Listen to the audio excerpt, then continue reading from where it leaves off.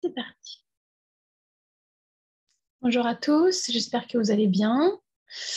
Nous voilà sur la première conférence avec un intervenant. On attend quelques minutes que Sarah arrive. Je viens de la voir sur Facebook, donc ça devrait marcher.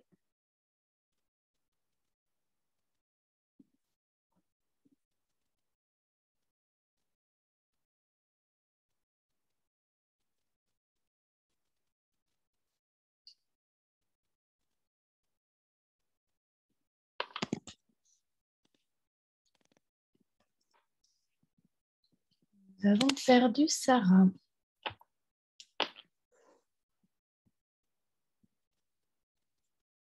Bon, j'espère que tout le monde va bien. Si vous avez des questions déjà à poser, n'hésitez pas à les mettre en dessous. Là, vous avez un onglet qui s'appelle Q&R. Vous pouvez poser vos questions. C'est anonyme dans le sens où ça n'apparaît pas devant tout le monde. Si vous voulez juste discuter, vous avez l'onglet Discuter. Il devrait être par là. Et là, pour le coup, c'est public, donc tout le monde voit vos questions. Sarah va nous parler des belles-mères.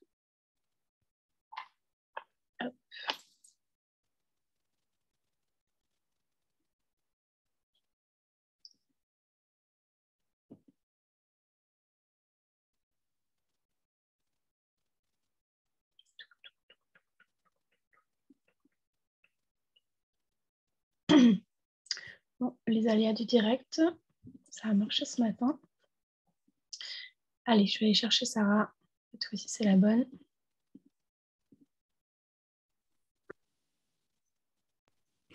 Coucou, j'étais en attente parce qu'en fait, j'avais pas vu, il y avait un mot comme quoi il fallait que j'accepte l'enregistrement, je crois. Parfait. Donc, on est en direct. Il y a déjà quelques personnes qui sont connectées. Comme je disais, Sarah va nous parler des belles-mères aujourd'hui et pas des belles-mères, comme je disais ce matin en ouverture, pas de votre belle-mère, donc la maman de votre conjoint. Non, la belle-mère que vous êtes peut-être en tant que famille recomposée ou en tout cas, voilà. Sarah, je te laisse te présenter pour commencer. Ouais, du coup, Sarah. Voilà.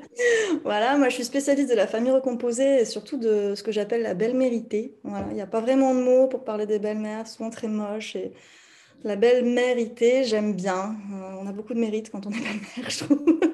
Ça permet de redonner un peu de reconnaissance aux belles-mères qui en manquent cruellement. Voilà, donc moi je suis accompagnante, j'aime bien le mot accompagnante. Il y en a certains qui diront thérapeute, il y en a d'autres qui diront coach, peu importe. Moi j'aime bien accompagnante parce que je me considère comme tenant la main aux personnes en étant à côté et je les accompagne sur leur chemin. C'est pour ça que j'aime bien ce mot. Donc j'accompagne principalement des belles-mères, mais j'accompagne aussi les couples en famille recomposée. J'accompagne un petit peu les beaux papas, mais sincèrement c'est beaucoup plus rare. Voilà, je dis en accompagner deux, alors que les belles-mères c'est beaucoup plus souvent. Moi je les aide à plus subir leur place, à ne plus souffrir d'être à cette place de belle-mère, vraiment à trouver, à créer, à prendre pleinement leur place, à l'incarner, à se sentir plus sereine, et surtout que les épreuves qu'elles rencontrent ne soient plus des épreuves qui les abîment, mais des épreuves qui les renforcent, et puis bon, bien sûr, essayer d'en rencontrer le moins possible, c'est quand même le but. Oui. Voilà. On se rend pas vraiment compte. Et quand on a préparé cette conférence, j'en ai parlé avec une amie qui me disait, et pourtant on est assez proches pour se dire que je lui parle de mon quotidien, mais en fait, on se rend pas compte que être belle-mère, il y a plein d'enjeux en fait. Il y a plein d'enjeux. Il y a les enjeux de calendrier, les enjeux d'entente, les enjeux de cet enfant qui n'est pas le vôtre, que vous soyez déjà maman ou pas maman. Et tant qu'on l'a pas vécu, bah, c'est compliqué. Et je Mais tenais non. à ce sujet parce que je suis belle-mère depuis mes 20 ans. J'en ai 32 bientôt. Donc ça fait 12 ans. Donc j'ai eu une grosse partie. Moi, je n'étais pas maman. Et puis maintenant, je suis maman depuis 4 ans. Mais c'est un sujet dont on parle très très peu. Et j'adore suivre ton compte parce que vraiment, tu te dis, mais, ah, ça y est, quoi. Quelqu'un me comprend, quelqu'un sait de quoi ma vie est faite.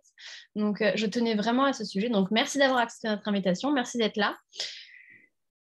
Et puis, bah, c'est parti. Tu ouvres le bal, hein, parce qu'on a ouvert Ben la ouais, je vais juste conférence. rebondir sur ce que tu dis parce que c'est vrai que c'est compliqué d'oser, en fait. Oser parler de toute la complexité, parce que tu parles des complexités pratico-pratiques, mais il y a aussi toutes nos blessures, toutes nos parts blessées, tout notre enfant intérieur qui ressort, et on peut avoir plein d'émotions, de honte, de ressentir tout ce qu'on ressent, et de ne pas en parler. Et moi, je ne pensais vraiment pas, il y a 10 ans, être capable, mais vraiment, hein, de parler de ce que je parle aujourd'hui, et je suis très contente de le faire, de porter la parole des belles-mères qui, justement, ont parfois déjà peu d'espace, et puis quand elles l'ont, elles se font pas toujours recevoir comme elles attendraient. On va dire ça comme ça, tu me comprends? Oui, oui, je comprends tout à fait. Donc du coup, j'ai commencé cette conférence, je l'ai découpée en 2 parties. Une première pour parler vraiment de l'envers du décor, de ce que j'appelle la belle méritée, c'est-à-dire que je ne vais pas parler de tout, enfin, de ce qui peut aller bien, mais je vais plutôt essayer d'expliquer qu'est-ce qui peut être compliqué, qu'est-ce qui se joue, pourquoi on dit que c'est complexe, en fait. Donc voilà, je vais vraiment aborder ce qui est difficile, hein. Alors, il y en a qui me diront, oui, mais c'est pas que ça. Oui, bien sûr, mais là, le but de cette conférence, c'est quand même d'aborder justement ce qui peut être complexe. Et puis une deuxième partie pour donner quelques tips ou justement pour expliquer comment faire quand on est belle-mère. Pour qui est cette conférence? Je voulais juste le préciser parce qu'elle est pour les belles-mères, mais elle est aussi pour les mamans. Et peut-être qu'il y en a ici qui sont juste là par curiosité de qu'est-ce que c'est, ou peut-être qu'elles sont mamans et que leurs enfants ont des belles-mères. Alors, je les remercie voilà, d'être là, de passer leur temps, de prendre leur temps pour essayer de voir justement qu'est-ce qui se joue. Parce que moi, mon expérience, c'est que plus on comprend la planète de l'autre, et donc plus on peut comprendre la planète des belles-mères, et puis on peut leur apporter de l'empathie et donc résoudre des conflits, des nœuds ou des difficultés. Donc voilà. Donc j'ai commencé par c'est quoi une belle-mère? Parce qu'en fait, on se retrouve dans une problématique d'avoir le même mot et le même nom que la mère du conjoint, qui elle-même n'a pas une très belle image, mais bon voilà. Et nous, on a cette double caisse, enfin double boulet au pied, c'est-à-dire qu'on non seulement on se fait appeler de la même manière que la belle-mère la mère de notre conjoint, mais en plus, le seul synonyme qu'on a, c'est le mot marâtre. Merci. Le mot marâtre, donc c'est les contes de fées. On grandit, enfin tout le monde a grandi avec Cendrillon, Blanche-Neige. Enfin, il n'y a aucune belle-mère dans les histoires pour enfants qui est une belle-mère chouette. Donc on part déjà avec un handicap. Et puis on n'a pas de mots, on n'a pas de nom. Les enfants, ils appellent le papi papi, la mamie mamie, maman c'est maman, papa c'est papa, tata c'est tata, mais la belle-mère c'est le prénom. Et alors, ça peut paraître tout bête, mais par exemple, pour des belles-mères qui, elles, ont 100% du temps les enfants, que la maman, elle est très absente, et ben, se faire appeler par le prénom, et ben, mine de rien, ça dit quelque chose de la situation familiale et de la place que l'on a dans les familles. Ne même pas avoir un nom, justement, qui différencie, qui apporte la place. En fait, quand on est belle-mère, on est de fait, de facto, une erreur. On ne devrait pas être là. Ce n'est pas nous qui devons être là. Donc, on arrive déjà dans une place où si on n'a pas une bonne sécurité, une bonne confiance en soi, une bonne estime de soi, on se prend un premier uppercut, quoi. Alors que le beau-père, quand il arrive dans la famille recomposée, bien souvent, c'est quand même le héros qui, s'il s'implique, il est vraiment chouette, quoi. Ouais, vraiment. La belle-mère qui s'implique, alors parfois, elle peut avoir des bons retours, on lui dit c'est bien, mais si elle s'implique un peu trop quand même, est-ce qu'elle ne veut pas prendre la place de la mère quand même, celle-là voilà. Et si elle ne s'implique pas assez, c'est quand même, quand elle prend l'arbre, elle prend les branches, elle pourrait s'impliquer. Il y a vraiment une grande difficulté à comprendre déjà ce qu'on attend de nous. Et on a tous été des enfants avec, avec une attention particulière au regard des autres et tout le monde aime répondre aux désirs des autres quand même. Sauf que quand on est belle-mère, en fait, moi je trouve, c'est pas il faut, mais en fait, on ne pourra jamais plaire à tout le monde. Donc, ça apprend d'emblée à se déconnecter du regard des autres, parce que si on est connecté au regard des autres, dans tous les cas, on se sentira très, très mal. Donc, trouver, prendre et créer sa place, c'est super compliqué, surtout quand on ne nous la donne pas, c'est-à-dire quand les beaux enfants, par exemple, ne veulent pas nous donner cette place, quand l'ex ne veut pas nous donner cette place, ou même quand le conjoint ne sait pas trop s'il peut ou pas nous donner une place et que c'est compliqué pour lui de savoir quelle place nous donner. Donc tout ça, c'est très, très flou. On est dans une nébuleuse où on arrive à un truc où on ne sait pas vraiment comment se placer. Même légalement, le beau-parent ne fait rien. Voilà, rien. Donc il a plus ou moins des devoirs non dits. Implicite, ouais. Voilà, mais par contre, il n'a aucun droit. Donc il y a aussi du coup ce truc de se dire, je vais peut-être m'investir psychiquement, émotionnellement, en termes d'argent aussi pour un enfant qui peut-être dans 3, 4, 5 ans, si son père décide de...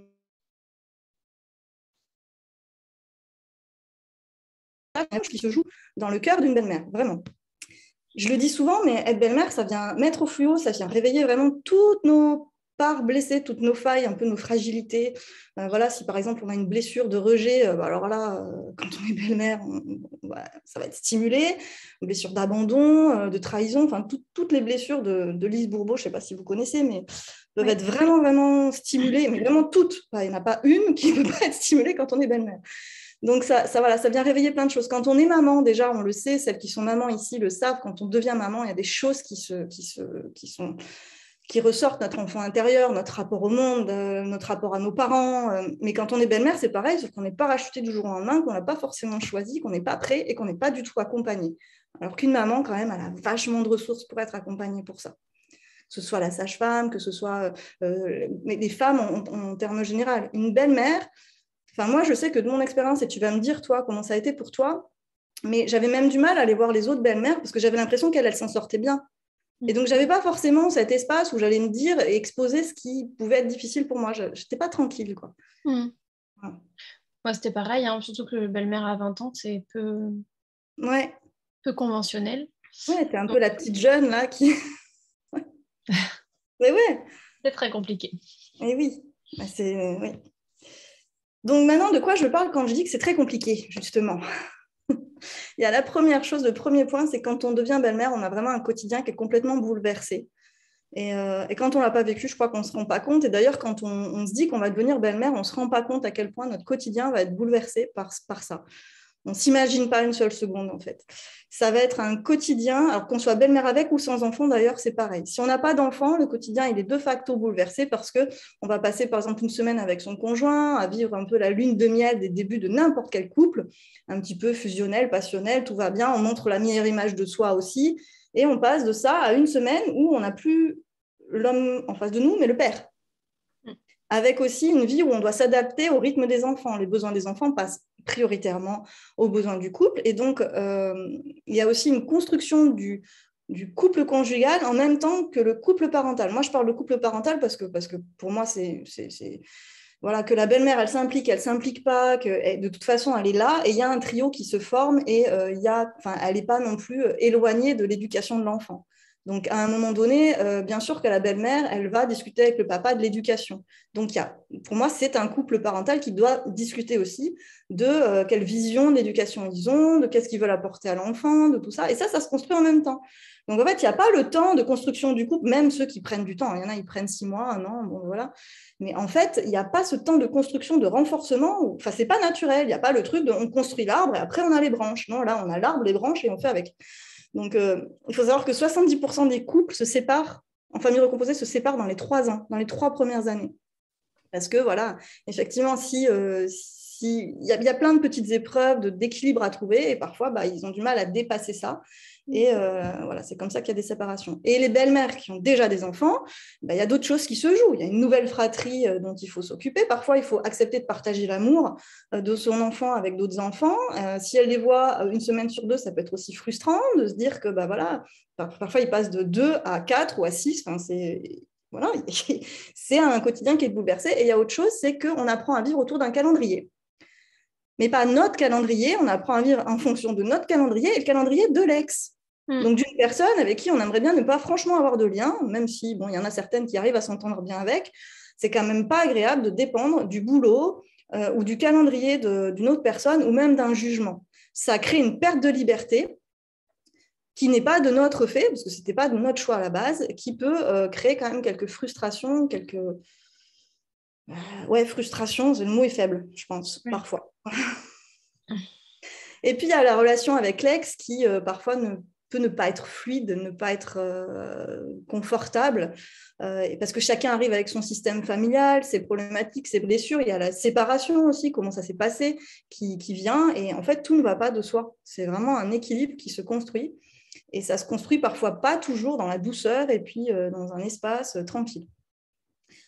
Deuxième point, il y a aussi les enfants, bien sûr. Les enfants qui sont tout le temps pris dans un double mouvement. C'est-à-dire qu'ils ont un mouvement parfois bien caché, parce qu'il y a des belles-mères qui ont dit « Ah non, il n'a pas eu ce mouvement chez moi », d'accueillir la belle-mère.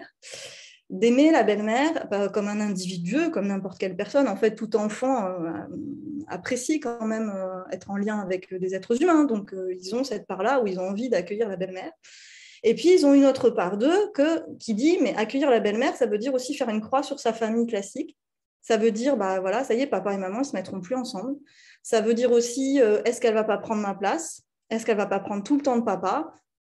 Tout l'amour de papa. Ils ont connu aussi une séparation et donc un amour friable, un amour séparable. Donc, ils peuvent aussi avoir de fortes angoisses de, eux, perdre l'amour. Enfin, il y a plein de choses qui se jouent pour l'enfant. Il y a aussi des enfants qui sont pris dans des conflits de loyauté et il y a aussi des parents. Donc là, je parle des belles-mères, donc je vais parler des mamans, mais bien sûr qu'à l'inverse, ça arrive aussi.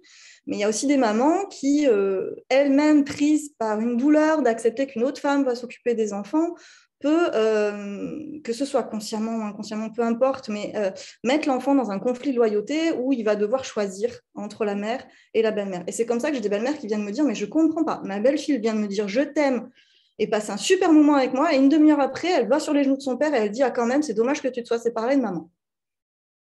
Et en fait, c'est ça qui se passe. C'est parce qu'à l'intérieur d'elle, elle a deux parts. C'est-à-dire qu'il y a une part qui a parlé, qui a dit je t'aime à la belle-mère et qui s'est sentie peut-être coupable ou en tout cas pas super en loyauté avec la maman, qui s'est rappelé que la maman, elle est là et que les enfants, ils sont dépendants quand même du papa et de la maman pour survivre. C'est vraiment quelque chose de vital pour eux. Donc, à un moment donné, il y a ça qui se réveille et ils arrivent avec deux parts. Sauf que la belle-mère, si elle ne comprend pas ce qui se joue, elle peut vite se sentir attaquée, rejetée, critiquée, enfin, voilà, et tout ce qui va avec. Il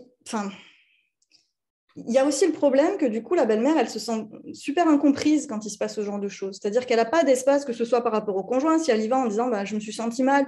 Le conjoint qui peut, lui, avoir ses propres émotions de culpabilité par rapport à la séparation, de tout ça, va vite dire à la belle-mère c'est bon, t'inquiète, c'est rien. Et donc, pas entendre ce qui peut se jouer pour elle. Elle peut aller voir des amis ou de la famille, ils vont juste lui dire non, c'est des enfants, arrête, te prends pas la tête, ou c'est toi l'adulte. Et donc, elle n'a pas d'espace pour accueillir. En fait, parfois, elle peut vivre des situations qui font qu'elle n'arrive pas à s'accorder de l'auto-empathie. Elles ont besoin d'empathie, mais elle ne trouve pas cet espace-là à l'extérieur pour être comprise sans être jugée ou taxée de voilà, celle qui va être jalouse ou celle qui va juste mal prendre les blessures d'un enfant, ou bref, peu importe. Et ça, c'est vraiment une grande difficulté, en fait, d'être pas comprise. Ça crée ce que j'appelle vraiment l'effet cocotte-minute, ce qui fait qu'elles prennent sur elles, et après, au bout d'un moment, ça explose. Un troisième point, ça va être les émotions qui sont multiples et multipliées. Dans une famille classique, moi je le vois parce que maintenant je suis maman, j'ai quand même pas ce panel d'émotions intenses que je peux vivre ou que je pouvais vivre quand j'étais belle-mère, avec des émotions qu'on n'aime pas franchement avoir en nous, qu'on juge en nous et qu'on aimerait ne jamais avoir connues, comme la honte, la culpabilité, la jalousie, l'humiliation, le rejet. Enfin, personne ne vit ça, la colère, la tristesse, la peur. C'est un peu les festivals des émotions désagréables. Moi, elle me parle beaucoup de montagnes russes. Elle me dit, j'en ai marre, j'ai l'impression de vivre des montagnes russes émotionnelles. Et c'est rigolo parce qu'il y en a plein qui viennent me dire, mais Sarah, je suis super empathique, je suis hypersensible.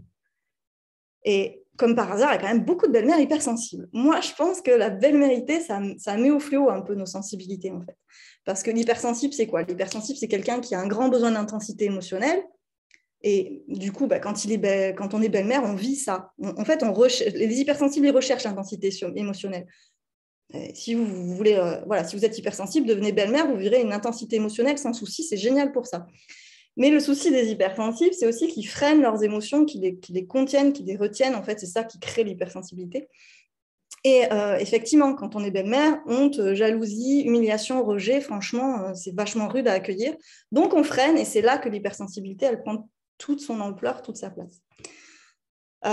Et donc, c'est là où vous voyez qu'être belle-mère, ça vient réveiller plein de choses. C'est vraiment notre enfant intérieur qui, parfois... alors, soit il y a des belles-mères qui ont vécu des divorces et qui, du coup, vont se positionner en tant que belle-mère en disant « Mais moi, je ne veux surtout pas faire vivre à mes beaux enfants ce que j'ai vécu. » Donc, elles vont aller dans un extrême de vouloir bien faire, tout ça. Soit elles n'ont pas connu le divorce, il y a d'autres choses qui se jouent. Mais en tout cas, je pense que c'est très important de savoir quel enfant on a été, quels sont notre rapport au monde en tant qu'enfant, parce que quand on est belle-mère, c'est vraiment... notre enfant est présent tout le temps et il rentre en lien avec nos beaux enfants. Et parfois, il rentre en conflit avec nos beaux enfants. Là, c'est encore plus sympa. Ouais. Et tout ça, en fait, c'est pas naturel. C'est vrai que la famille recomposée, c'est pas naturel. Et en plus, on n'a pas ce modèle de construction depuis tout petit. Et dans les livres, on n'a pas ça. Il n'y a pas de modèle où on pourrait s'appuyer de belle-mère, où on pourrait se dire, bah, tiens, je voudrais être telle belle-mère, ou je pourrais me représenter ça. On part dans un espace vraiment complètement flou. Je ne sais pas si toi, tu as le cas, parce que je sais que tu en accompagnes beaucoup. Moi, j'ai trouvé ça beaucoup plus simple tant que j'avais pas d'enfant. Enfin, c'était pas simple versus une vie normale, mais je trouvais ça plus simple avant qu'après avoir eu des enfants. Et il y en a. Alors ça, c'est vraiment, tu vois, c'est très particulier à chaque belle-mère. Il y en a qui vont trouver ça plus simple après, parce qu'elles vont se sentir beaucoup plus légitimes à leur place, qu'elles vont se sentir plus sécures, par exemple, à s'investir, parce que de fait, comme il y a un enfant en commun, elles ont moins peur. Et puis, il y en a d'autres, c'était pas ça qui se jouait dans leurs difficultés d'avant. Tu vois. Et peut-être le fait d'avoir des enfants fait qu'elles ont peut-être moins d'énergie, qu'elles doivent partager leur énergie. Et que parfois, les beaux enfants, ils demandent beaucoup, beaucoup d'énergie, et que le fait de devoir partager l'énergie, parce que on n'est pas des êtres illimités, fait que là, ça rend les choses compliquées quand on a des enfants. Et tu vois, c'est en ça où être belle-mère, ça dépend vachement de nous, de nos blessures, de notre rapport au monde, et voilà. Ça répond à ta question? Ouais, super, merci. Donc, dans tout ce que je disais là, il y a vraiment un truc important, c'est la confiance en soi et l'estime de nous qui est mise en lumière. Quand on est belle-mère, on ne peut pas faire fi de si on a une bonne confiance en soi ou une mauvaise confiance en soi, c'est mis au fluo. Une belle-mère qui va avoir une faible estime d'elle-même, une faible confiance en elle, elle va souffrir si elle sent par exemple du rejet de ses beaux enfants. Elle va se sentir en douleur de tomber sur des photos de l'ex avec son conjoint. Elle va souffrir, par exemple, de repenser à toutes les années qu'il a eues avant, le fait qu'il a déjà eu des enfants. Enfin, voilà. Ça, c'est très, très lié à la confiance et à l'estime de soi. Et de mon expérience, 99% des belles-mères qui viennent me voir, il y a une grosse carence de confiance et d'estime d'elles-mêmes. Qui font qu'elles sont sans cesse super mal, qu'elles vont se comparer à l'ex, qu'elles ne vont pas se sentir légitimes, qu'elles vont pas s'écouter. Et c'est là où, en fait, elles ont du mal à trouver leur place. C'est parce que déjà, en elles fixent leur place en fonction du regard des autres. Quatrième point, mais j'en ai déjà parlé, donc je vais faire vite, c'est l'ex, tout simplement, qui peut essayer d'agresser la belle-mère ou agresser le conjoint. Ça va être, y a plusieurs stades, hein. Ça peut être juste des petits jugements, des petites critiques sur la manière dont elle peut s'occuper des enfants, mais ça peut aller très très loin sur, par exemple, des belles-mères qui ont des plaintes contre elles pour des choses, par exemple, voilà, un dernier souvenir que j'ai en tête, c'est une belle-mère qui m'a dit, son ex, elle m'a accusée d'avoir rayé sa voiture, et puis elle l'a dit aux enfants, du coup les enfants m'en veulent, mais c'est pas moi, des choses comme ça. Mais ça va aussi, voilà, parfois elle passe par les enfants pour dire ta belle-mère, elle s'occupe pas bien de toi, de toute façon, papa, depuis qu'il est avec elle, il en a rien à faire de toi. Enfin, voilà, c'est des choses qui rendent en fait sa place, son investissement vraiment lourd et compliqué. Il y a aussi des ex qui vont écrire quotidiennement au papa, et puis pour tout et n'importe quoi, pour des choses qui ne concernent même pas les enfants. Ça va être des demandes de changement, mais sans prendre en compte la belle-mère. Enfin, mais là, d'ailleurs, le conjoint a une importance aussi, parce que le nombre de fois des belles-mères qui viennent me dire, mais en fait, il a décidé des choses avec son ex, j'en subis les conséquences, mais je n'ai même pas été questionnée dans cette réponse. Voilà. Il y a aussi, par rapport à la relation avec l'ex, quelque chose d'important dont je voudrais parler, c'est le mensonge chez l'enfant, qui fait partie du développement de l'enfant, on le sait. Dans le développement de l'enfant apprend, voilà, il fait son expérience de mentir, de voir, d'apprendre qu'est-ce que la réalité, qu'est-ce que le mensonge, tout ça. Sauf que dans les familles recomposées, ça peut prendre des ampleurs vraiment dramatiques et graves. Des enfants qui vont, parfois, pour avoir l'amour de leur maman, ils vont sentir que quand ils disent du mal, par exemple, de la belle-mère, il y a quelque chose qui se joue, il y a un lien qui se crée avec la maman, ils ont de l'attention. Et donc, dans cet espace de développement de l'enfant où ils vont tenter, ils vont dire, par exemple, elle m'a puni, ou elle m'a donné une fessée, et des choses qui parfois n'ont rien à voir avec la réalité de la belle-mère. Et là, s'il y a une mésentente avec l'ex, ça prend des ampleurs pas possibles. Et c'est là où vraiment je mets le point aussi sur un truc super complexe. C'est parce que quand c'est vrai, bien sûr que l'enfant, il a à être accompagné, écouté, cru et tout ça. Sauf que quand ce n'est pas vrai, qu'est-ce que ça va faire chez l'enfant? Ça va faire la parole est dangereuse. Si je parle, que je raconte un mensonge, mais que je ne suis pas accompagnée justement dans cet espace-là à comprendre quel est le réel, quel est le mensonge, pourquoi est-ce que je dis ça? Parce que parfois, il y a des enfants, c'est parce qu'ils ont peur aussi de la punition, ou peur et dans ces moments-là, si on ne les accompagne pas à comprendre ce qui se joue pour eux quand ils mentent, ils vont juste comprendre le message de la parole est dangereuse, je dis un truc, et là, il y a la guerre qui se déclenche entre mes parents. Et ça crée des enfants qui, du coup, vont après se couper de leurs émotions et se couper de leurs besoins. Parce qu'en fait, l'adulte ne les a pas accompagnés à aller voir ce qui s'est passé pour eux, pourquoi ils ont utilisé la stratégie du mensonge, par exemple, pour répondre à des besoins tout le temps. L'adulte ne va pas les accompagner là-dedans. Et du coup, ils vont se couper des émotions, se couper de leurs besoins. Et on arrive à des enfants. Moi, il y a plein de belles-mères qui disent « mais j'ai pas accès en fait à lui, j'ai l'impression qu'il a un masque tout le temps et puis qu'il est coupé, il dit rien.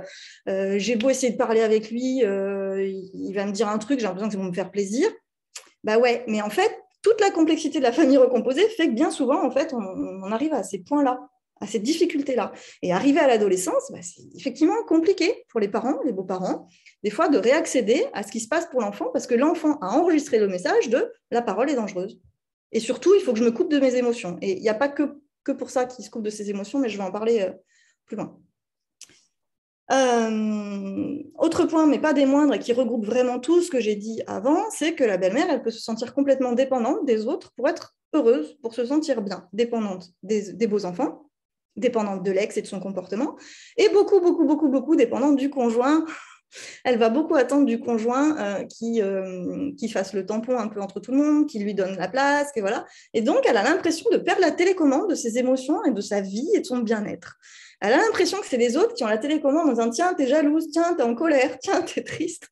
Et c'est horrible à vivre, d'avoir ce sentiment de perdre le contrôle de ce qui peut se jouer pour nous.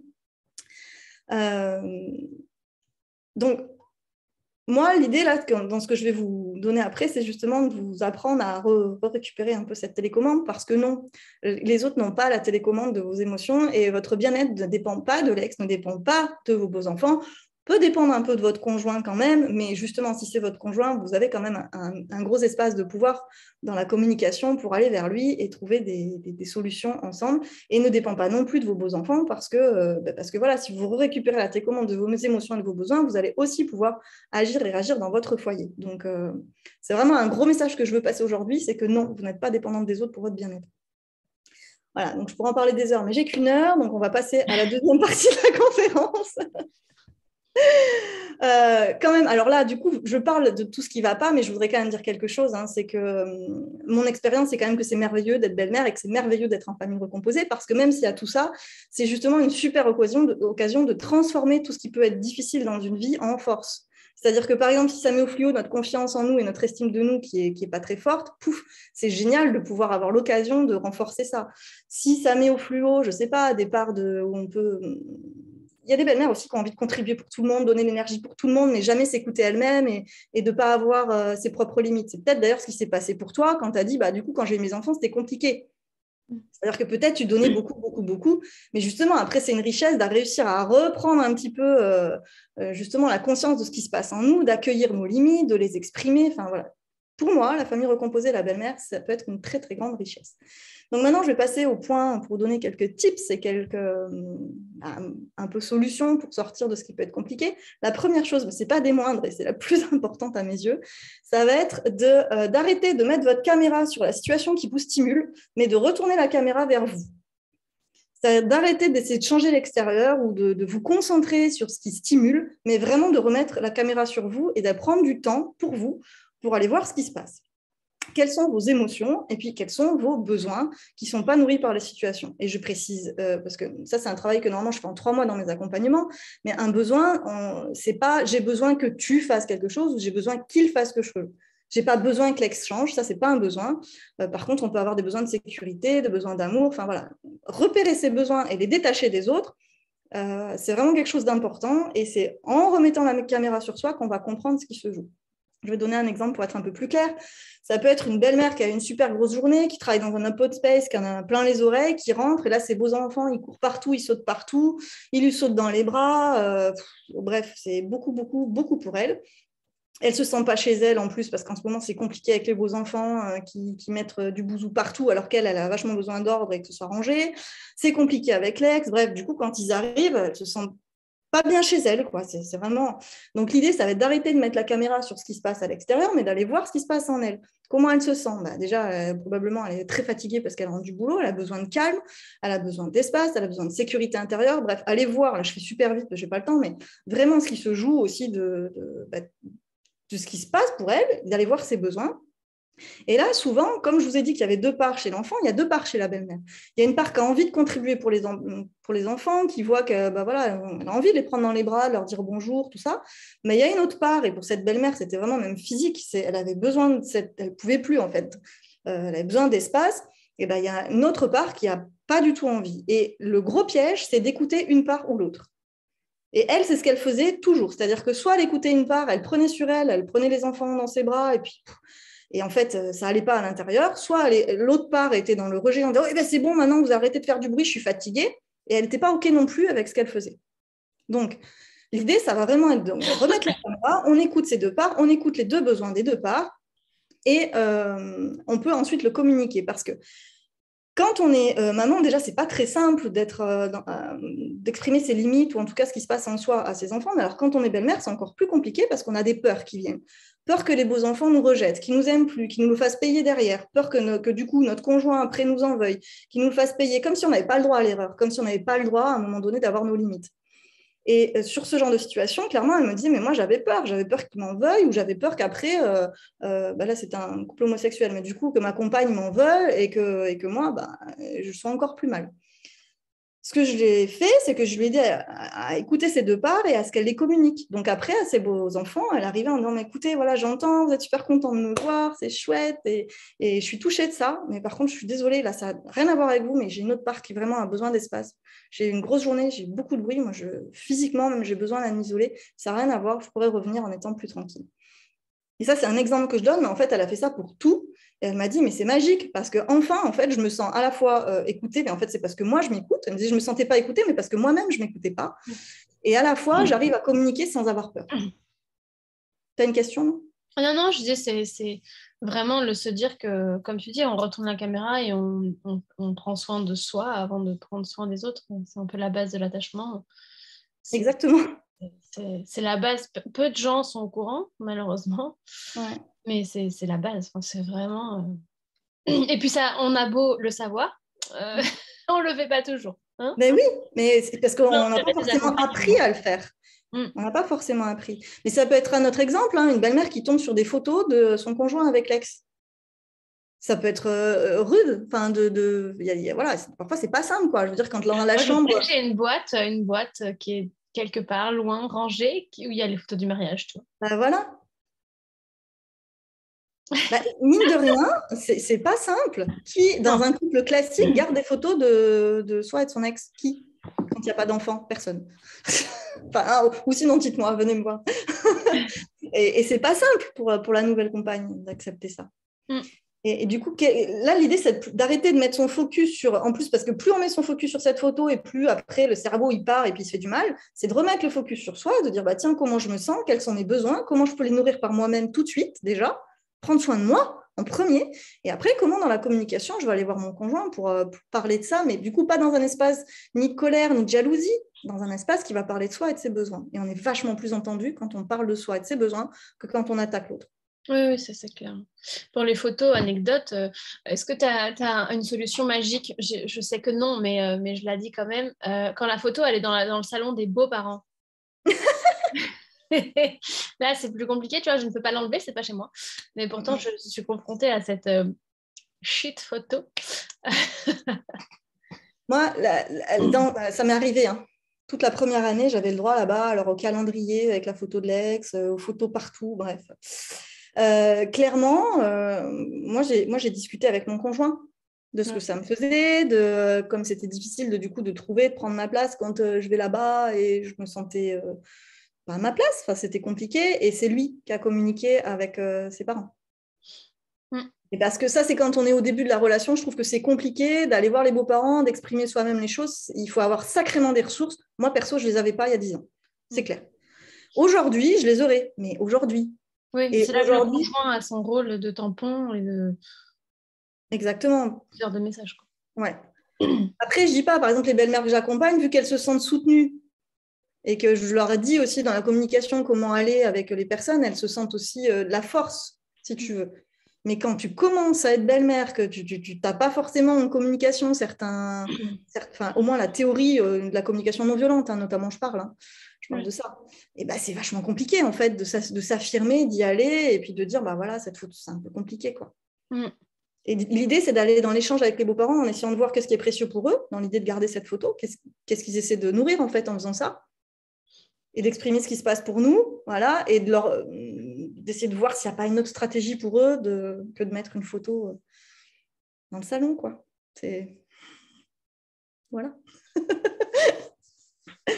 En fait, moi, ce que j'essaie de transmettre, c'est déjà, avant de changer l'extérieur, aller voir en soi et de retrouver l'équilibre à l'intérieur. Comme ça, après, on n'est plus dans une exigence que l'autre change ou que l'extérieur change, puisque déjà, en soi, on se sent bien. Et après, si l'extérieur change, c'est la cerise sur le gâteau, mais ce n'est pas le gâteau, quoi. On n'est pas assoiffé. Enfin, je parle de gâteau, je parle d'assoiffé. Ça ne va pas, mais vous comprenez. Ouais. C'est très clair. Voilà. Il y a un autre exemple que je voulais donner aussi, c'est l'exemple des enfants, des beaux enfants qui veulent revenir dans le lit. Parce que, je sais pas, ils font un cauchemar, ils sont pas bien. Et ça peut arriver. Enfin, j'ai encore une belle-mère, son beau-fils, il a 13 ans, et il fait un cauchemar, il a voulu aller dans le lit. Et ça, pour les belles-mères, ça peut être vachement compliqué, parce qu'autant quand c'est son enfant, ça peut être naturel, même de se montrer dénudé, tout ça. Quand c'est les beaux enfants, c'est pas naturel. Il y a vraiment quelque chose de l'ordre de l'incestuel. Il y a un gros malaise qui peut s'instaurer. Enfin, selon les belles-mères, il y en a qui sont à l'aise avec ça, puis il y en a d'autres qui le sont pas. Et c'est OK. Et l'idée de plus mettre son focus sur l'extérieur et du coup d'être dépendant du conjoint pour que l'enfant retourne dans sa chambre et se sentir à la fois mal parce qu'on voit que l'enfant n'est pas bien. Enfin, il y a quelque chose de complexe à ce moment-là chez la belle-mère si elle met que son focus sur l'extérieur. Si elle met son focus sur l'intérieur et puis qu'elle écoute déjà ce qui se passe pour elle, ses limites, et qu'en même temps, elle écoute la part qui a envie de contribuer, parce que globalement, la plupart des belles-mères, elles voient aussi si l'enfant n'est pas bien, elles n'ont pas envie non plus de le laisser super mal et pas bien, et de lui dire avec virulence, tu retournes dans ta chambre tout seul.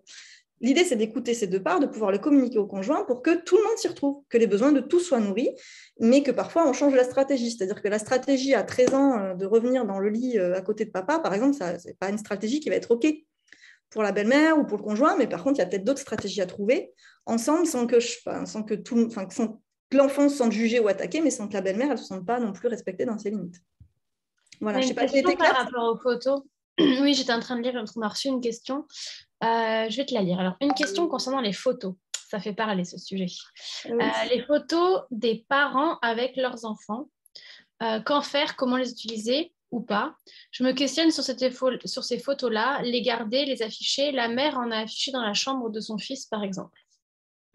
Oui, et ça, c'est une très bonne question. Et moi, ma réponse, ça va être que ça va vraiment dépendre de chacun.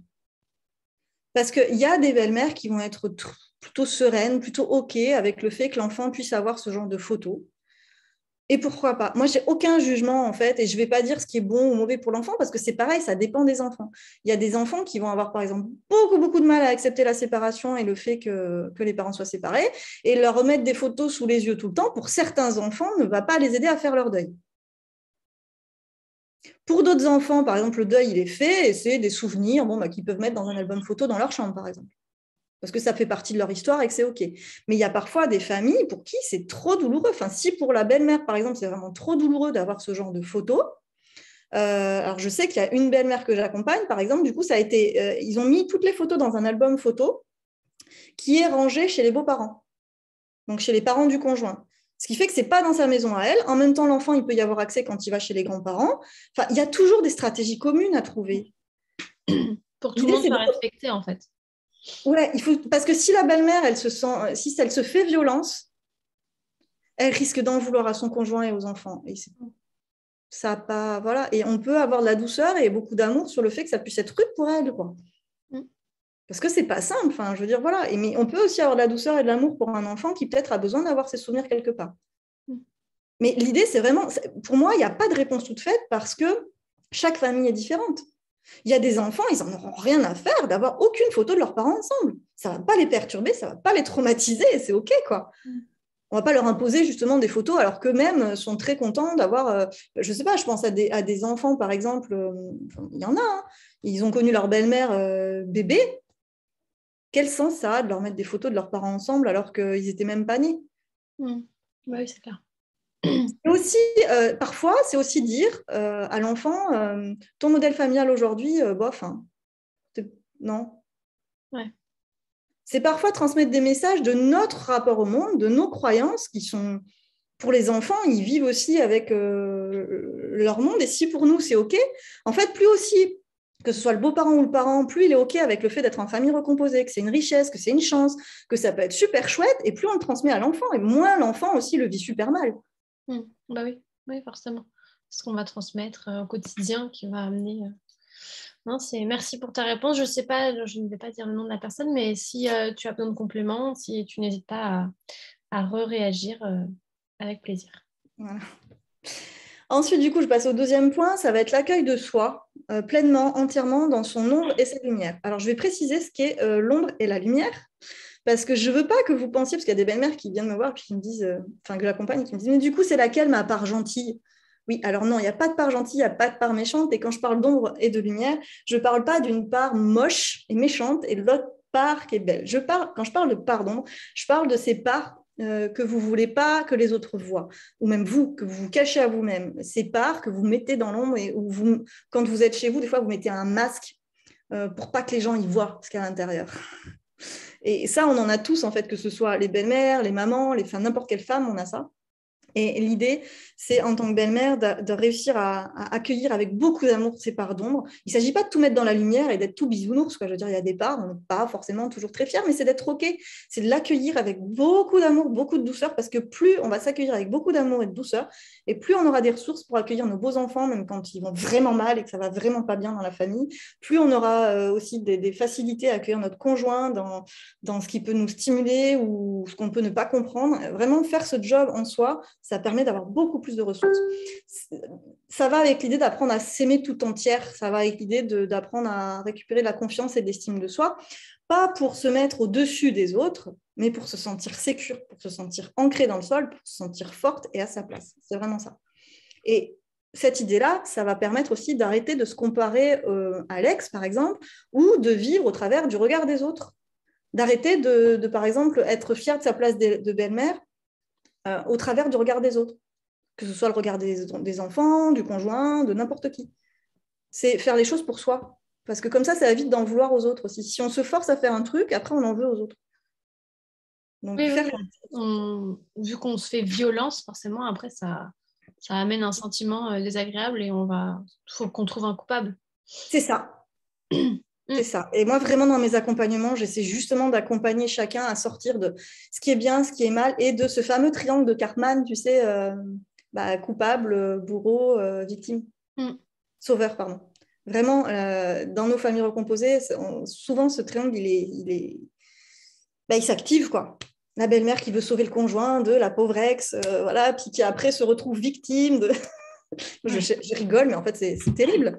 Ouais. C'est terrible. Et justement, l'idée, c'est d'apprendre à s'en sortir pour retrouver du pouvoir sur soi. Et je fais une super transition sur mon dernier point. Voilà, le troisième tips que j'ai envie de vous partager, c'est vraiment de reprendre ce pouvoir sur vous, justement, de ne plus être dépendante des autres pour votre bien-être. L'ex, elle peut continuer son comportement toute sa vie. Vous êtes maître de la manière dont vous allez recevoir son comportement. Les beaux enfants peuvent vous dire demain, je te déteste, t'es la pire des belles-mères. Vous êtes maître de la manière dont vous allez le recevoir.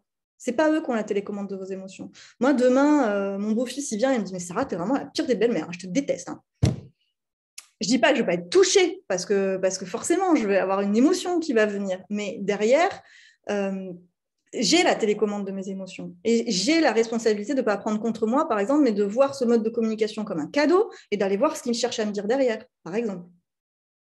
L'ex peut continuer toute sa vie à essayer de rendre la vie difficile, de passer par mon beau-fils, par exemple, pour... ça lui appartient et ça m'appartient pleinement à moi de reprendre la télécommande de mes émotions pour ne pas me laisser envahir, pour que son comportement à elle ne dirige pas ma vie. Et ça, vous avez vraiment mais tout le monde a les ressources pour ça. Tout le monde. Et il y a autre chose que je n'ai pas dit, et du coup, je vais le rajouter là. Dans mes programmes, j'ai tout un module sur faire le deuil et lâcher prise. Faire le deuil, c'est parce qu'on a tous, dans la famille recomposée, à faire le deuil de la famille classique, cette famille des contes de fées, enfin, pas des contes de fées, pardon, parce que la marâtre, voilà, mais cette famille qu'on voit depuis tout petit dans nos histoires, et puis qu'on s'imagine plus tard, papa, maman, enfant, avec un chien, et puis une maison. Bref, on a tous un deuil à faire de la famille classique pour arriver à la phase d'acceptation, qui est une phase où justement on va réussir ensuite à voir tout ce qu'il y a de riche. Et le lâcher-prise, alors c'est un peu galvaudé, j'aime pas trop le terme, moi je suis pas dans l'injonction du lâcher-prise, mais je suis plus dans l'idée d'essayer de voir à quoi on s'accroche pour choisir de lâcher certaines choses, pour remettre son énergie là où on a du pouvoir. Arrêter de s'accrocher, de mettre son énergie sur des choses où on n'a pas de pouvoir, parce que c'est épuisant. Et combien de belles-mères, du coup, on arrive moi, elles viennent me voir, soit en fait, elles ont tellement pris sur elles, elles implosent, soit elles explosent. Et quand je parle d'imploser, je parle de choses qui sont quand même graves, hein, de burn-out, de dépression, d'insomnie, de maladies chroniques qui se déclenchent, et avec beaucoup de solitude, vraiment. Donc, soit elles en arrivent là, soit elles explosent, et c'est là où, effectivement, on peut voir des marâtres. Qui sont dans des oppositions, dans des rivalités avec leurs beaux-enfants, avec des choses violentes. Ça peut être aussi des conflits dans le couple qui sont terribles. Et là, j'en ai pas parlé parce que j'ai pas le temps, mais la communication dans le couple, elle est essentielle. Elle est juste essentielle. Arriver à avoir une bonne communication, on croit souvent se comprendre et bien se parler, mais en fait, on ne sait pas se parler de cœur à cœur. Et ça c'est pareil, c'est un tips, mais je n'ai pas le temps en 1 heure. Mais c'est pour ça aussi que je ne l'ai pas trop abordé, c'est parce que j'ai fait 2h30 de conférence dessus, si tu veux. Mais la communication dans le couple, ça devrait être appris déjà à l'école, quoi. Enfin, dans le couple tout court, ça devrait être appris à l'école. Et on ne l'apprend pas. On est vraiment des handicapés de la communication. Voilà. Est-ce que vous avez des questions ? Je vais faire tu as abordé le couple. On va avoir une conférence lundi qui est déjà en ligne sur l'espace parce que c'est une des seules qui a été préenregistrée, qui est sur le couple avec Anne-Laure. Donc, on va pas mal en parler de ce sujet parce que c'est un gros sujet quand même. Que ce soit un couple premier, j'ai envie de dire, ou second, quelque chose. Enfin, voilà, c'est pas ça l'intérêt, c'est vraiment le couple, c'est-à-dire il évolue aussi au fil de l'âge des enfants. Il y a des enjeux à chaque étape de vie, que ce soit la grossesse, la petite enfance, l'adolescence, et comment je me construis en tant que couple en fonction de l'évolution des enfants aussi. Une petite question. Recevoir le comportement de l'ex de ses beaux-enfants sans prendre sur soi, comment faire ? Eh bien oui, comment faire ? Le problème, c'est que là, en 1 heure de temps, c'est compliqué. Mais moi, je vais parler de mon programme, du coup, comment je fais dans mon programme d'accompagnement. Donc, c'est un programme sur 6 mois. La première partie du programme sur 3 mois, ça va être un module sur les émotions, un module sur les besoins. Donc, arriver à repartir sur vous, en fait. Qu'est-ce qui se passe en vous quand l'ex, elle fait ça ? Parce que une ex qui va avoir des comportements, par exemple, je ne sais pas, intrusifs, elle va envoyer 350 messages par jour et puis elle va essayer de diriger votre vie. Et ben, selon votre vécu, votre situation, votre enfant intérieur, vos blessures, ce n'est pas les mêmes choses qui sont à travailler que pour quelqu'un d'autre. Qui va peut-être, peut-être une autre qui va plus ressentir de la rivalité, de la jalousie. Ce n'est pas les mêmes choses qui sont à traiter. Donc l'idée, ça va vraiment être de repartir sur vous, vos émotions, vos besoins, pour réussir à nourrir vos besoins autrement qu'en attendant qu'elle change de comportement. Et vraiment, je peux en parler parce que moi, j'ai de grosses difficultés avec la maman de mon beau-fils qui passait par lui. Enfin, voilà. Un jour, elle a dit...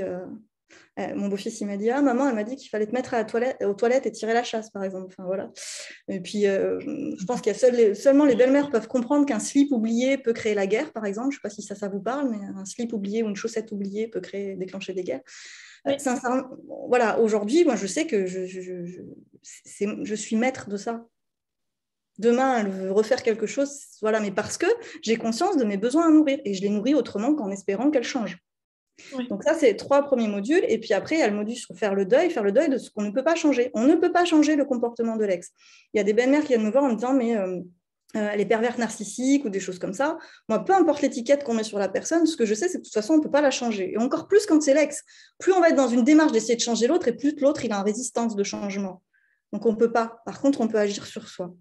Et sur ce module-là, donc du coup, après, j'ai eu 3 mois sur faire le deuil et lâcher prise. Sur ce module-là, j'apprends vraiment aux personnes à faire le deuil sur ce qu'elles ne peuvent pas changer et mettre leur énergie, par contre, là où elles ont du pouvoir. Parce que l'ex, elle fait des choses, vous n'avez pas de pouvoir sur son comportement, par contre, vous avez plein de pouvoir sur plein d'autres choses et souvent, on ne s'en rend pas compte. Sur comment le recevoir, sur comment accompagner l'enfant quand il se passe des choses comme ça, sur comment répondre, comment se protéger. Ça, on a tout pouvoir sur comment on répond, comment on se protège. Par contre, on n'a pas de pouvoir sur le comportement extérieur.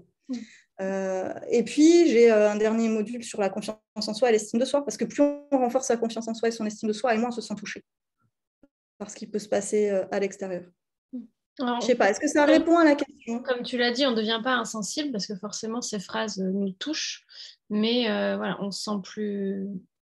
On accueille la chose et on se dit que bon, c'est tout ça bien. Et puis, c'est vraiment une question de mindset aussi. J'ai découvert le mot il n'y a pas longtemps, je l'utilise, c'est cool.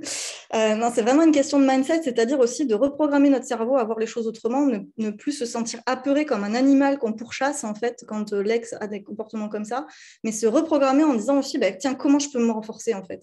Comment je peux en faire une force de ça? Il y a des belles-mères où vraiment j'ancre le truc de dire mais ne laissez pas quelqu'un avoir le pouvoir sur votre vie, ne laissez pas quelqu'un diriger de votre couple, vous n'allez pas vous séparer de l'homme que vous aimez parce qu'il y a quelqu'un qui essaie à tout prix de vous séparer de l'homme que vous aimez. Donc après c'est vraiment une question de mindset et de retrouver de l'énergie, de la ressource.